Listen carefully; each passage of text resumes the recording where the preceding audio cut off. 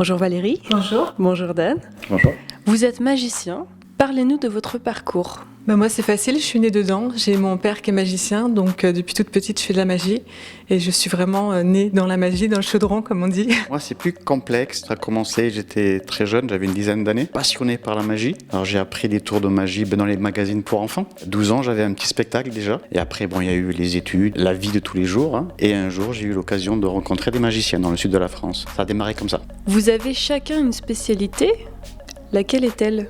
Je crois qu'on se complète tous les deux. On fait de la magie pour enfants, de la magie pour adultes, donc du mentalisme pour les adultes. Et pour les enfants, des spectacles à travers un thème. Donc c'est une histoire et à travers cette histoire va se passer des effets magiques. Et on se complète bien effectivement parce que tu as des tours autour de certains thèmes qui te collent à la peau. Et moi j'ai mes propres thèmes aussi, donc autant pour les enfants et autant pour les adultes. Ça nous arrive de travailler ensemble, mais la plupart du temps on a un spectacle séparé tous les deux. Quels sont les différents lieux dans lesquels vous performez ? Alors on travaille beaucoup à domicile pour les anniversaires d'enfants. On travaille beaucoup dans les salles des fêtes, pour les comités des fêtes, pour les mairies, etc. Dans les entreprises pour des séminaires professionnels, les mariages, les anniversaires adultes, etc. Départ à la retraite. On travaille beaucoup avec aussi les handicapés. On aime beaucoup ce public. Dernièrement, on a travaillé pour le comité des fêtes de Dives-sur-Mer. C'était dans la halle de Dives-sur-Mer. On attendait une 50aine d'enfants. On a eu 300. C'était génial, génial, génial. Et cet été, on a travaillé sur la digue de Cabourg. Il y avait plusieurs milliers de personnes. C'était extraordinaire. Très bon souvenir. Quel est votre style de magie ? Notre style de magie, je pense que c'est la magie à travers l'humour déjà. On veut pas se prendre au sérieux, on veut être sympathique auprès du public. On n'a pas forcément des pouvoirs, non on n'a pas de pouvoir. Mais on connaît quelques trucs qui peuvent vous plaire. En fait, il y a 2 types de tours, même 3 types de tours. Il y a des tours de proximité, donc là on peut être 4, 5, 6, 7, 8, 9, 10. Des tours de salon, on peut être une trentaine. Et des tours de scène, on peut être 200, 300, 400. C'est ce qu'on veut faire passer, c'est s'amuser avec l'outil magique. Donc c'est au travers d'une certaine manière de présenter les choses, pas forcément un décor avec plein d'accessoires justement, un décor très épuré, mais par contre on veut vraiment créer un lien humain, un lien qui passe bien près du public. Selon vous, qu'est-ce qu'un bon magicien ? Je pense qu'un bon magicien c'est quelqu'un qui arrive à faire passer quelque chose auprès de son public. Connaître un tour de magie n'est pas forcément suffisant. Il faut une ossature, il faut une mise en scène, il faut une histoire, il faut une trame. Il faut vraiment préparer le tour en dehors de la technique magique. Un bon magicien, je crois que c'est ça. Pour moi, un bon magicien ou une bonne magicienne, c'est mettre la personne à laquelle on fait le tour en avant, surtout un enfant, de valoriser en fait. Quels sont vos projets artistiques ? Recréer des spectacles tous les ans pour pouvoir suivre tout le temps les clients puisqu'ils nous demandent d'année en année. On travaille avec des mairies des fois 58, donc il faut pouvoir avoir des spectacles différents tout le temps. On travaille beaucoup dans les centres aérés pour proposer des ateliers magie et spectacles. Là aussi, il faut qu'on se renouvelle. Ça fait partie des projets. Ouais. De quelle façon créez-vous vos spectacles ?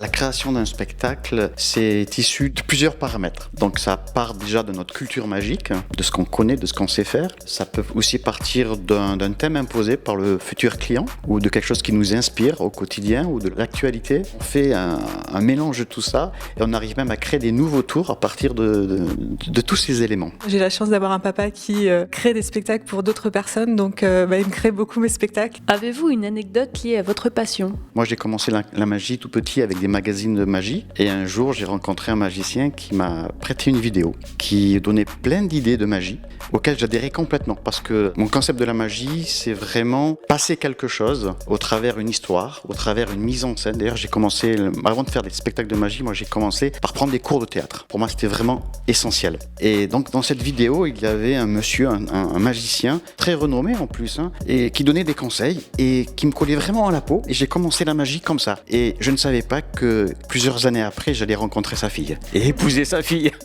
Merci Valérie, merci Dan. Merci Axel. Et à bientôt. À bientôt.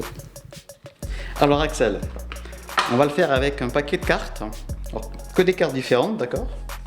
Tu vas me donner un nombre, celui que tu sens, entre 10 et 30.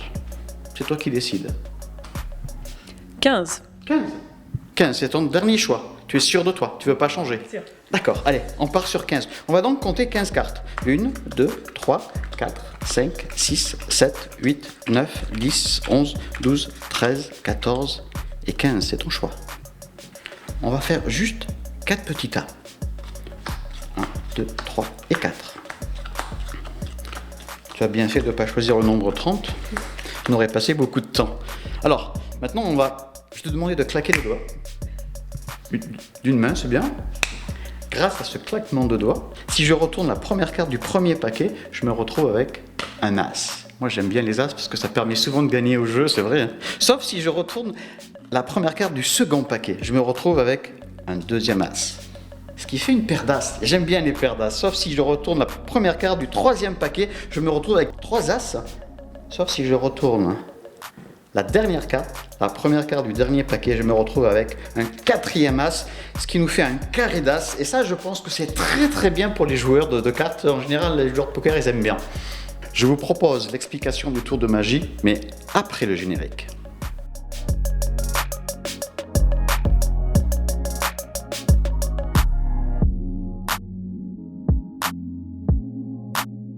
Axel, est-ce que tu voudrais connaître l'explication ? Oui. Alors, comme je disais, toutes les cartes sont différentes. Il n'y a pas que des as, toutes les cartes sont différentes. Donc, vous pouvez le faire avec des as, des 2, des 3, des rois, des dames, comme vous voulez. Donc, j'ai pris des as parce que j'aime bien les as. Vous prenez 4 as, vous les placez tout simplement au-dessus du jeu, comme ça. Pour que vous puissiez suivre ce qui se passe, je vais juste les retourner, comme ça. Normalement, ils ne sont pas retournés, hein. On est bien d'accord ? Donc, vous demandez à votre complice, à votre victime, un nombre entre 10 et 30. Alors pourquoi entre 10 et 30 ? Vous pouvez demander un nombre entre 1 et 54, mais je vous conseille entre 10 et 30 parce qu'au-dessous de 10, c'est un peu trop petit, ça va trop vite. Au-dessus de 30, c'est vraiment très long. Donc, vous demandez un nombre, 15, on garde 15, c'est très bien. Vous comptez 15 cartes, 1, 2, 3, 4, 5, 6, 7, 8, 9, 10, 11, 12, 13, 14, 15. Vous faites 4 petits tas.